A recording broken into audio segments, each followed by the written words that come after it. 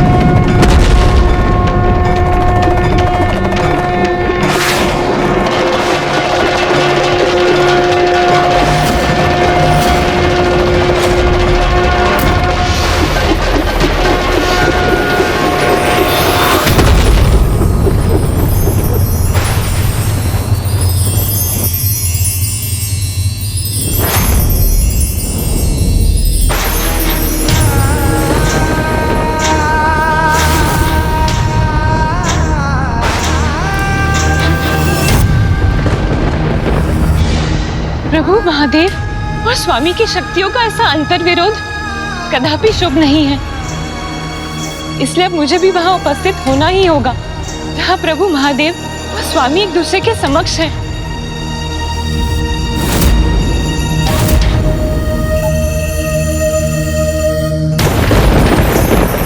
इतना अद्भुत प्रकाश!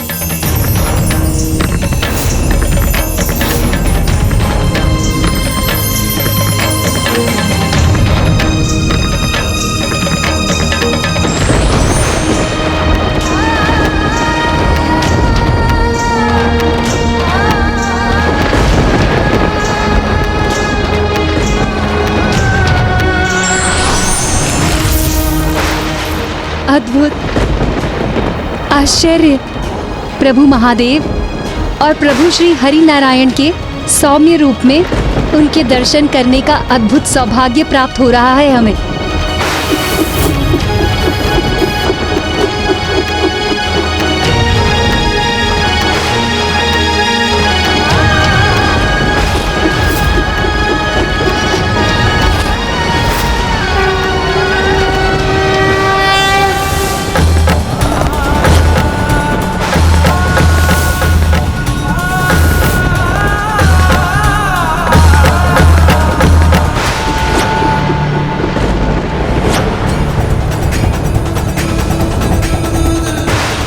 दोनों प्रभु अपनी ऊर्जा के प्रभाव से एक दूसरे को सुरक्षित भी कर रहे हैं।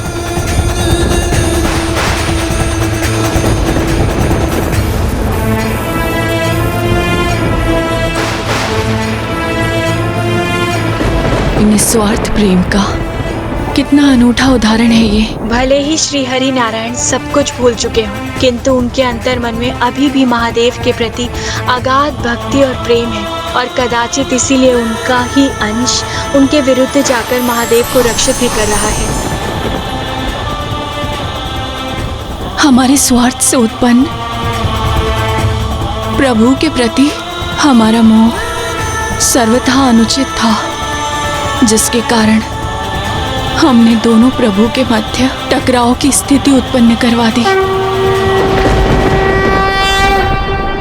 प्रभु श्री हरि नारायण का चक्र और प्रभु महादेव का त्रिशूल, ये दोनों अस्त्र होते हुए भी एक दूसरे को नष्ट करने में असमर्थ थे, क्योंकि इनके माध्यम से दोनों प्रभु का परस्पर स्नेह ही प्रदर्शित हो रहा था। इसीलिए इनके टकराव से जो प्रकाश उत्पन्न हुआ, उसने पंच सुंदरियों के भीतर लोभ और मोह के शेष विकारों को भी नष्ट कर दिया, जिसके कारण वो अनुचित मोह और अटूट स्नेह के भेद को पहचानने में समर्थ हुई। किंतु प्रभु, मैं अभी भी एक दुविधा में हूँ। यदि प्रभु श्री हरि नारायण और महादेव के अंश एक दूसरे को रक्षित कर रहे थे, तो फिर भी आपस में युद्ध क्यों कर रहे थे? ये इसलिए मूषक जी, क्योंकि प्रभु श्री हरि नारायण को अभी भी कुछ स्मरण नहीं आया था। वो तो पंच सुंदरियों को दिए हुए वरदान से अभी भी बंधे हुए थे, और जब तक वो उस स्थिति से बाहर नहीं आते, तब तक उस युद्ध को रोकने का कोई उपाय शेष नहीं था। और अब इस युद्ध में वो होने जा रहा था जिसे कोई नहीं टाल सकता था। एक ओर मेरे प्रभु महादेव ने पशुपतास्त्र का आवाहन कर लिया था, तो वहीं श्री हरि नारायण ने अपने नारायण अस्त्र का, वो नारायण अस्त्र जिसमें समस्त ब्रह्मांड की समस्त ऊर्जा संचित है,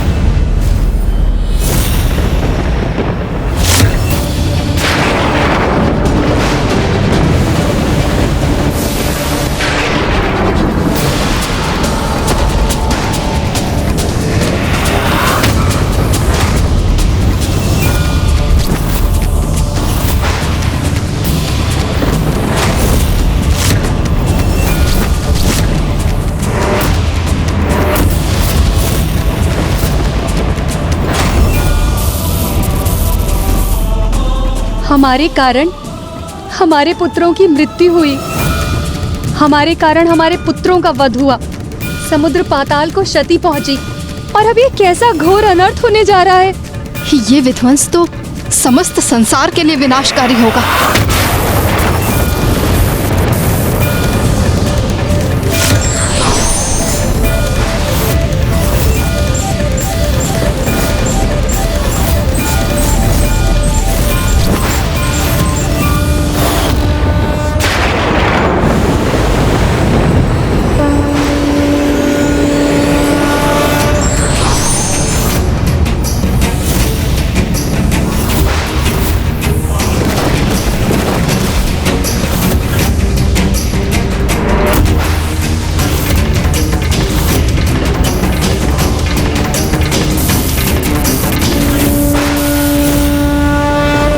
मैं आपसे संघर्ष तब तक करता रहूंगा जब तक कि आपकी स्मृति लौट नहीं आती श्री हरिनारायण।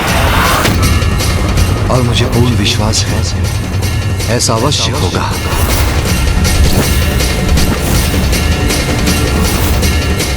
वो पशुपति अस्त्र जिसमें जगत के समस्त जीवों की ऊर्जा समाहित होती है, उसका प्रयोग अब नारायण अस्त्र के विरुद्ध होने जा रहा था।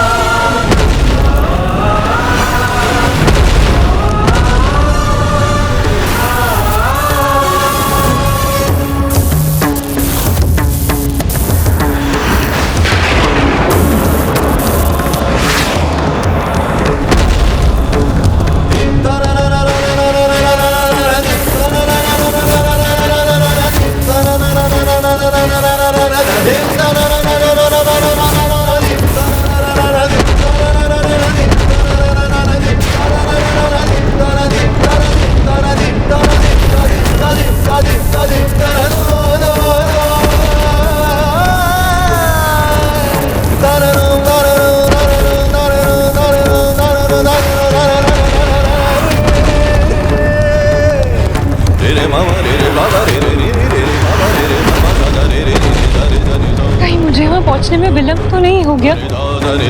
वो सर्वनाशी युद्ध आरंभ तो नहीं हो गया?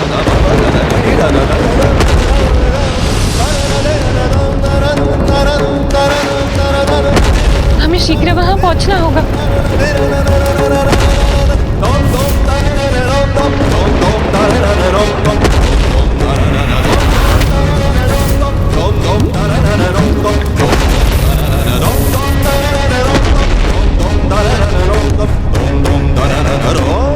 प्रभु की ये कैसी लीला है जो मेरे लिए सर्वथा अकल्पनीय है, वो कैसे घटित हो रहा है आज।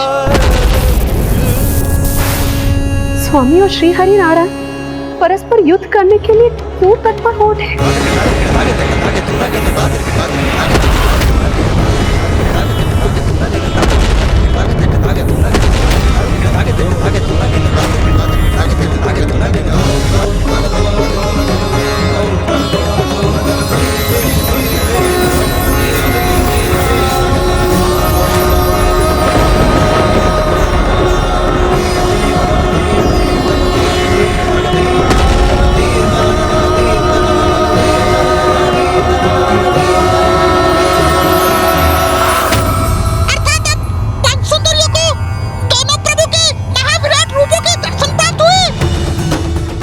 मूषक जी, क्योंकि उनके भीतर के अंतिम दो विकारों अर्थात मद और मात्सर्य अर्थात ईर्ष्या के भाव के भी नष्ट होने के कारण उनका हृदय अब सर्वथा पावन हो चुका था। और ये सत्य है कि जिनके भीतर ये विकार होते हैं वो तो किसी में भी प्रभुत्व के दर्शन करने में असमर्थ रहते हैं, और जो अपने सभी विकारों से मुक्त हो जाते हैं उन्हें कण कण में प्रभु के दर्शन प्राप्त होने लगते हैं।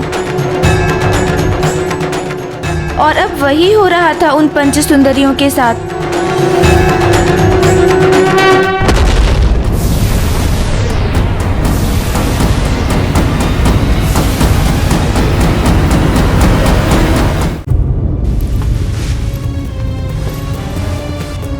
ये कैसी ईर्ष्या, कैसे मात्सर्य के प्रभाव में आ गए थे हम, जो हमने अपने अंदर ही स्थित देवी लक्ष्मी के प्रभु को ही नहीं, जगत से उसके पालनहार को छीनने का पाप किया। प्रभु को पाकर भी उन्हें पूर्ण रूप से पाने में असमर्थ रहे हम, और प्रभु से जो पुत्र हमें प्राप्त हुए थे उन्हें भी हमने खो दिया। देवी पार्वती ने सत्य ही बोला था। हमने स्वयं ही अपने विनाश को आमंत्रण दिया है। जिस प्रकार स्वार्थ से की गई सहायता पुण्य नहीं होती, उसी प्रकार छल से प्राप्त किया गया वरदान तप का फल नहीं होता। हे देवी पार्वती, हमने पूर्व में आपका सुझाव स्वीकार नहीं किया, इसके लिए हमें क्षमा करें। हमारी पूर्व की मूर्खता, हमारे अहंकार, हमारी ईर्ष्या, हमारे अनुचित मोह के लिए हमें क्षमा करें।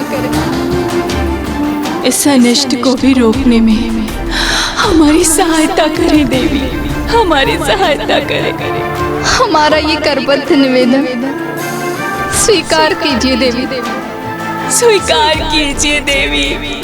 मैंने तो पूर्व में ही कहा था, ऐसी भूल मत कर और अपने दोष के लिए प्रभु से क्षमा मांग। मुक्त कर दो श्री हरि नारायण को अपने वरदान के बंधन से, और लौटा दो उनको उनकी अर्धांगिनी देवी लक्ष्मी।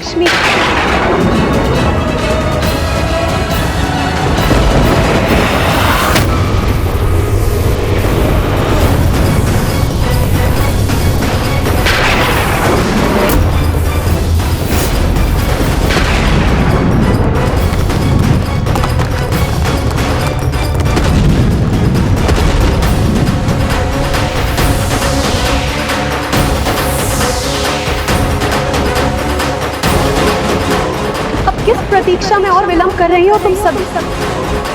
लौटा दो श्री हरि नारायण को देवी लक्ष्मी को, मुक्त कर दो उन्हें अपने बंधन से।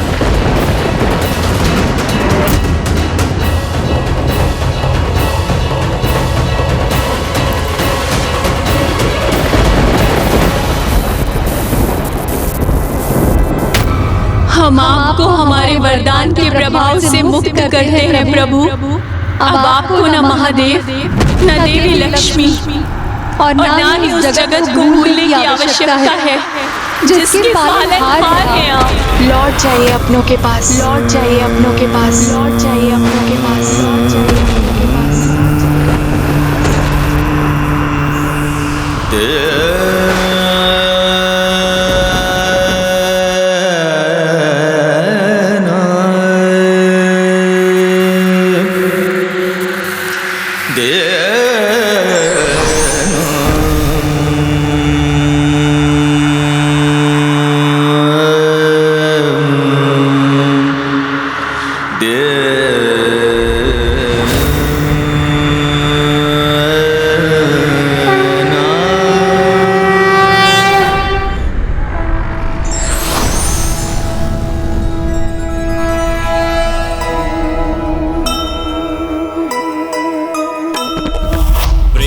और भक्ति का अद्भुत ये नाता,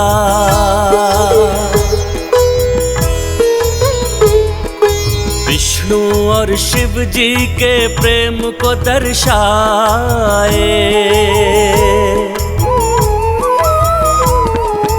आँखों में झलक रहे भाव सभी मन के, एक दूसरे को प्रभु देखे ही जाए। हृदय में विष्णु जी के शिव की छवि है, शिव जी के हृदय में विष्णु समाए।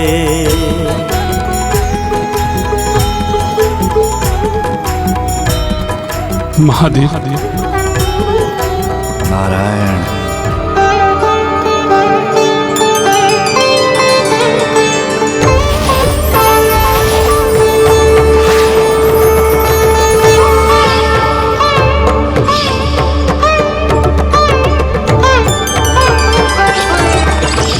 देवी लक्ष्मी।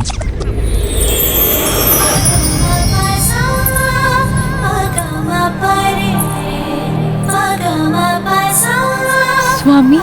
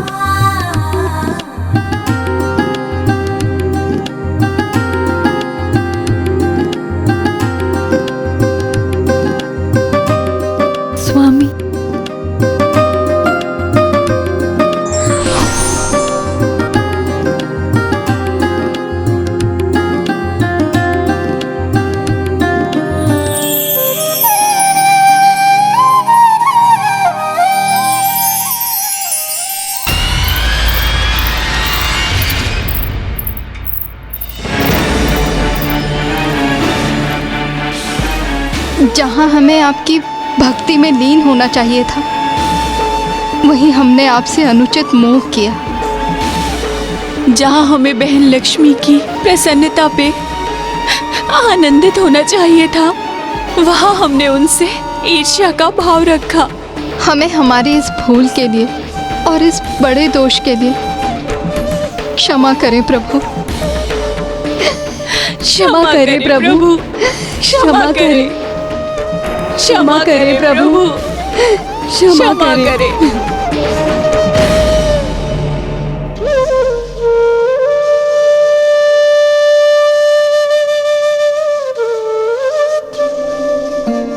अब तो आप सभी को मात्र महादेव ही क्षमा कर सकते हैं।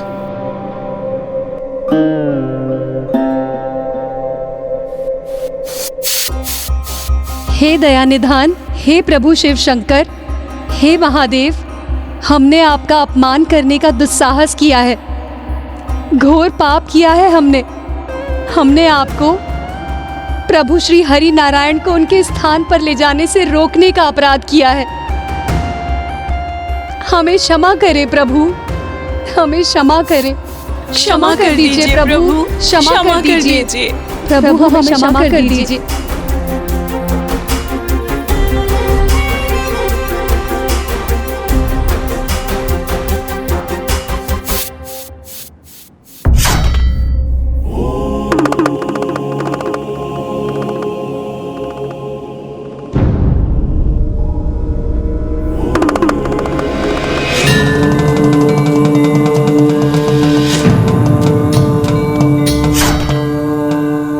जो अपना नहीं पराया हो उसके प्रति मोह का अर्थ मात्सर्य अर्थात ईर्ष्या, और मात्सर्य का अर्थ तो विनाश ही है। प्रत्येक जीव को इसका सदैव ध्यान रखना चाहिए, क्योंकि जब भी ईर्ष्या का जन्म होता है तो वो ईर्ष्या सर्वनाश के साथ ही मिटती है।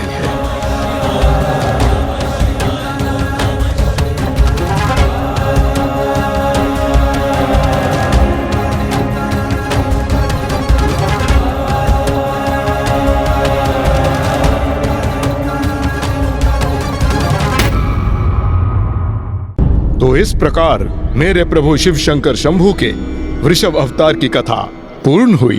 अर्थात प्रभु ने अपने प्रभु वृषभ अवतार से उत्तम जीवन का एक नवीन सूत्र स्थापित किया कि कभी भी किसी पराई वस्तु अथवा व्यक्ति के प्रति मोहित नहीं होना चाहिए, और ना ही किसी भी प्रकार की ईर्ष्या को अपने हृदय में स्थान देना चाहिए, क्योंकि जो पराया है वो कभी अपना नहीं हो सकता। अब हमें प्रभु वृषभ की स्तुति करनी चाहिए।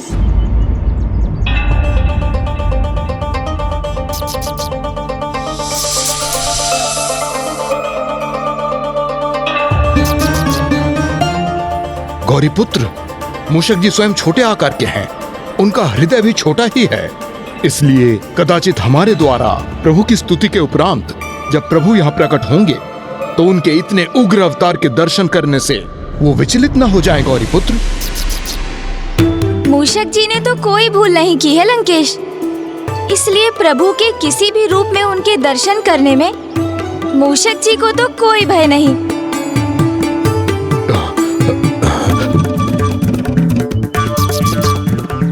किंतु गौरीपुत्र,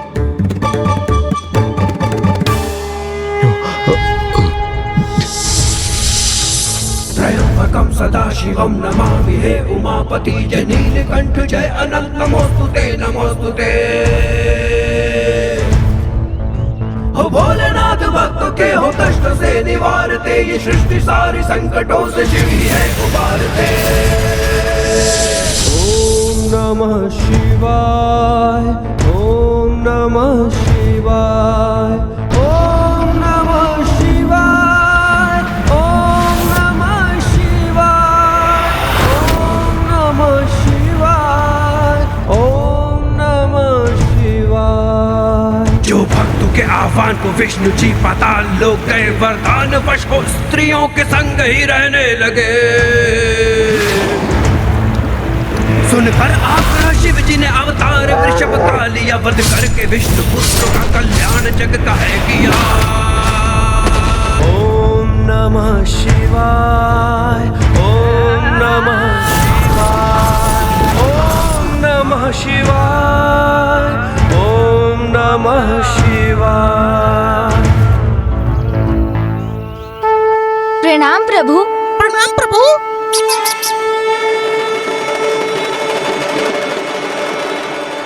लंकेश रावण का भी प्रणाम स्वीकार कीजिए प्रभु।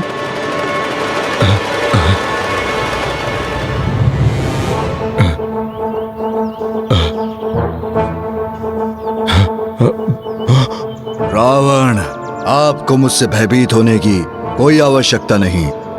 मैं प्रभु के आत्मलिंग को आपसे लेने नहीं आया हूं। मैं भयभीत नहीं हूं प्रभु, क्योंकि मुझे ज्ञात है कि मेरे प्रभु के आत्मलिंग को मुझसे कोई नहीं छीन सकता। और शीघ्र ही मैं इनके साथ लंका नगरी भी पहुंच जाऊंगा, क्योंकि इस वन के उस पार कोंकण है और वहीं से कुछ दूर सागर तट और फिर मेरी लंका। आज के सूर्यास्त के पूर्व ही ये लंकेश अपनी नगरी में होगा। आप भूल रहे हैं लंकेश, तट के निकट पहुंचने पर भी नौका का डूबना संभव है, और फिर यहाँ जो कुछ भी पराया है वो तो पराया ही रहता है।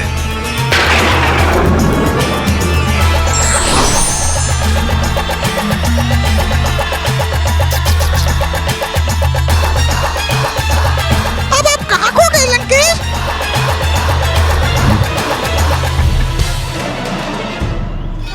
आप ऐसे स्तब्ध क्यों रह गए लंकेश? मूषक जी ने तो आपसे मात्र इतना ही पूछा कि आप किन विचारों में डूब गए।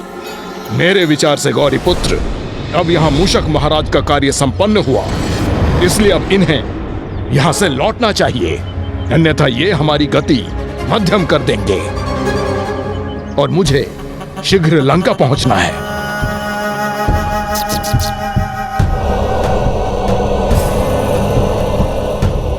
वैसे भी आगे इस वन के मार्ग में सर्प और अजगर हैं। तब तो आप दोनों ही आगे बढ़िए, मैं स्वयं ही लौट जाता हूँ।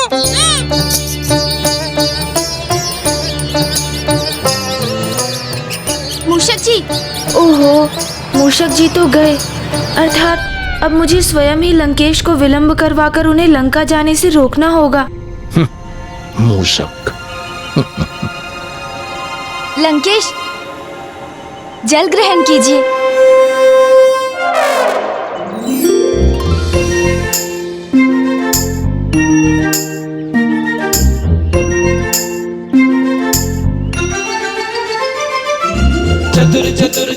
क्या हुआ गौरी पुत्र, अब आप कहाँ खो गए? मैं तो बस इसी को लेकर चिंतित हूँ लंकेश, कि कहीं प्रभु वृषभ के वचन सत्य ना हो जाएं। किंतु आप तो उन्हें लेकर तनिक भी व्यथित नहीं।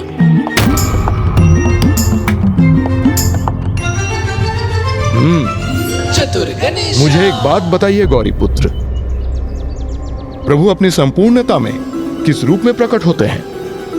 प्रभु के समस्त रूप, समस्त अवतार तो एक ही हैं, किंतु महादेव ही देवों के देव हैं, वो ही सर्वोच्च हैं। उचित कहा आपने, क्योंकि वो ही महानतम हैं।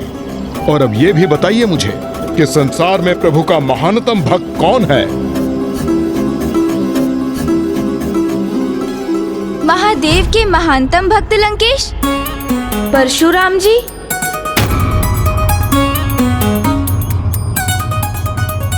गौरी पुत्र, मैं आपसे प्रभु शिव शंकर शंभु के महानतम भक्त को लेकर प्रश्न कर रहा हूँ। ओह, वो तो भक्त मार्कंडेय हुए लंकेश। उचित है, ऋषि मार्कंडेय प्रभु के महान भक्त अवश्य हैं, किंतु मैंने तो उनके महानतम भक्त के विषय में पूछा था, जो मैं हूँ। और प्रभु के महानतम भक्त के साथ कुछ भी अनुचित कैसे घटित हो सकता है, इसलिए मुझे कोई चिंता नहीं। अवश्य।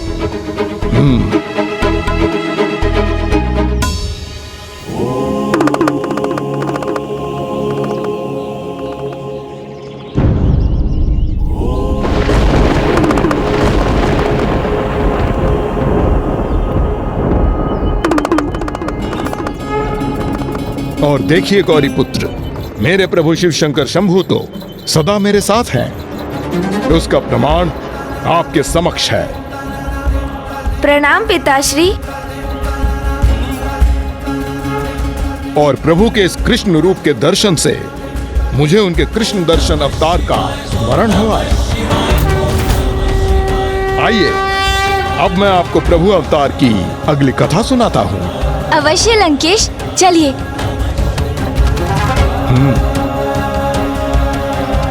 वो कृष्ण दर्शन अवतार जिन्होंने जगत को ये सीख दी कि कभी किसी वस्तु अथवा यहाँ तक कि स्वयं अपने पुण्यों के प्रति कोई आस्तिक नहीं होना चाहिए। ओम नमः शिवाय, ओम नमः शिवाय, ओम नमः शिवाय,